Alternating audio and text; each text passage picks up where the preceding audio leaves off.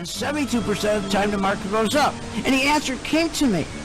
And that's when I developed my chart. The answer came to me is because, just like Caterpillar, when they pull their money out, you get out.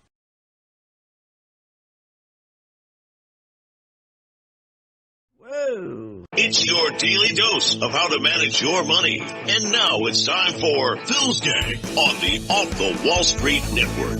Oh, God. I get nuts. With your host, Phil Grande. Bye. Welcome to my podcast.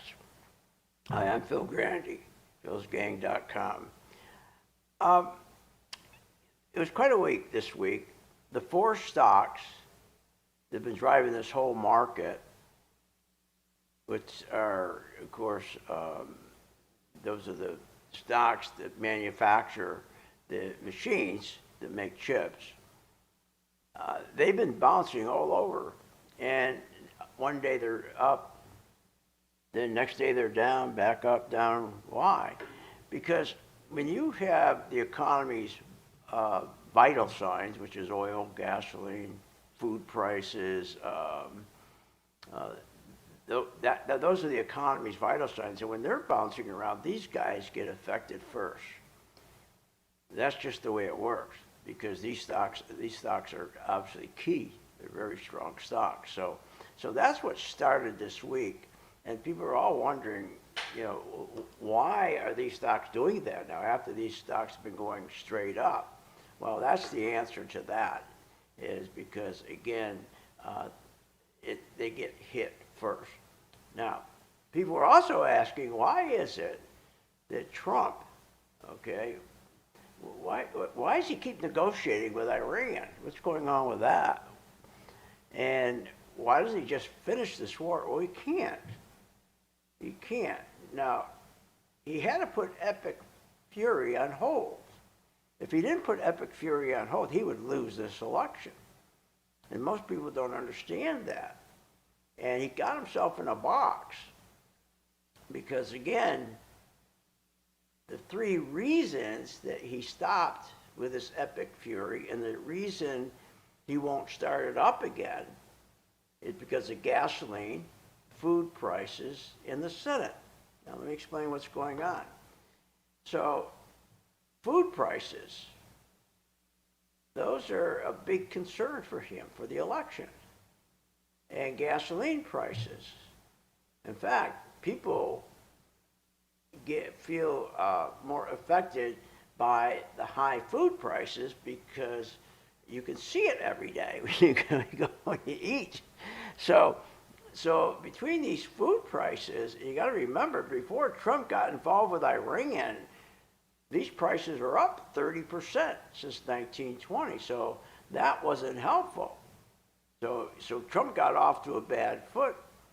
And so what happened is, to win this election, the midterm election, he had to know he was taking a very high risk going into this war, doing what he was doing, because gasoline prices, oil prices, everything was going back up. And he saw that happen when he started to bomb everybody. He started to bomb Iran. He saw that, and he said, well, I got to stop this. If I don't stop with the military end, we're going to lose badly, because gasoline prices would just keep climbing. Look how oil prices were $110, $112. So now remember, he's caught now, because if he goes back into a war with them, starts bombing again, oil, if it goes to 100 a quarter, which it could go easily there, like in a heartbeat, bam, that means that inflation will jump 5%. If it goes to $200, go to 11%. You're talking gasoline going up $9, $10 a gallon. He knows this. So he knows he's got a problem. So Trump said, okay, I'm going to stop with this Epic Fury. I'm not going to reboot it. I'm not going to re-engage the military. I'll just keep negotiating. And these food, gasoline prices won't soar, and they'll start coming down. and I won't lose these midterm elections. So this was a political decision he was making. Now, Iran leaders, they know this. And that's why they're going to drag him out with these negotiations, because they know they got him in a box right now.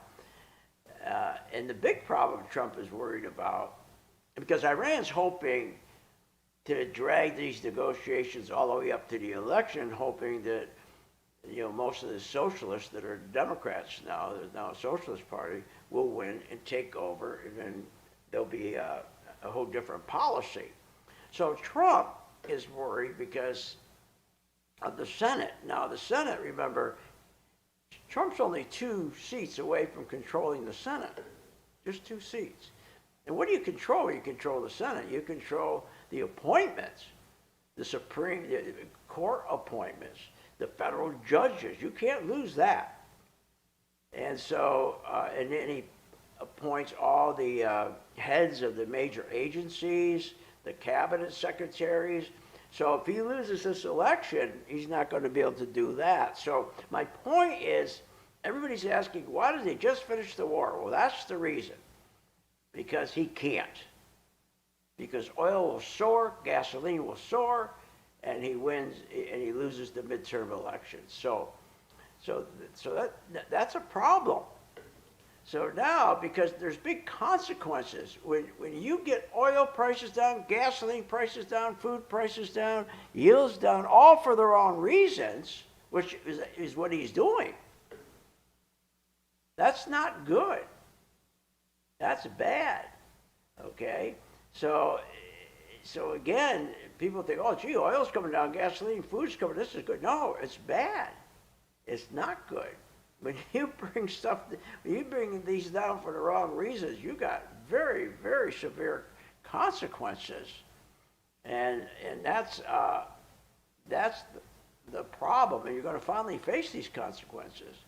So again, even though these prices are going to drop, the consequences are really bad, because guess what happens? The yield curve stays inverted.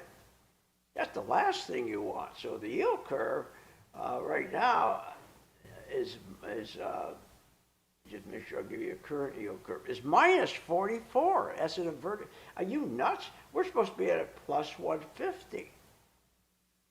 So even though everyone's going to feel good for a while, and what's going to happen is when oil starts coming down, gasoline comes down, everyone's going to be partying, everything's good again. They don't realize, no, actually it's getting worse, because it's all fake, and we will pay for it. Because the yield curve, which is at a minus 44, you got to be at a plus 150. That's a real problem. And the other thing is not only the yield curve, you look at the credit spreads, and they've never been wrong about a crash. They always identify early on when there's going to be a crash. The credit spreads I'm looking at right here, right now, we're supposed to be plus 75 to plus 90. We're at minus 77. So we got some real problems. So as everybody's partying, gas coming down and food, and everybody's happy, we're getting set up for a huge recession. So money starts hiding in treasuries, especially the big institutions with their 31 trillion. They're going to buy treasuries. That's not good. We have an inverted yield curve, as I just said. And when yields fall because traders are scared, in other words, they're in there buying bonds because they're scared, that doesn't mean inflation's been fixed. Oil falls because Trump is pausing this epic fury. He's not going to do it anymore. That's not bad. I mean, that's really bad. And then you have the war premium that we've had. That all goes away. That's bad. So, again, the biggest thing is the yield curve stays inverted. And that's where it gets dangerous. And then the credit spreads, they stay real tight, and that gives us a false sense of calm when underneath you got like a volcano going. So the market becomes really fragile, but nobody knows that. And tech stocks start getting a bid, but it's all artificial. Just to give you an idea, when you start to see the four stocks, and I'll put them up here for you, we start seeing CLAC, AMAT, ASML, LRCX. Those were our big winners. They're still our big winners. But when you start to see the volatility get into them in the last few days, that's not good. And so what's going to happen is you're going to see the institutions eventually start pulling their money out of those stocks, and they're going to rotate into the big cap stocks like Nvidia and Microsoft and Amazon and Meta and Google and AVGO. So there's going to be a rotation into those. So if you're in the four big, now it's not going to happen overnight. It's not going to happen on Monday or Tuesday. It's going to take probably 3-4 weeks, maybe more, for this to happen. But it's going to happen. It's going to happen.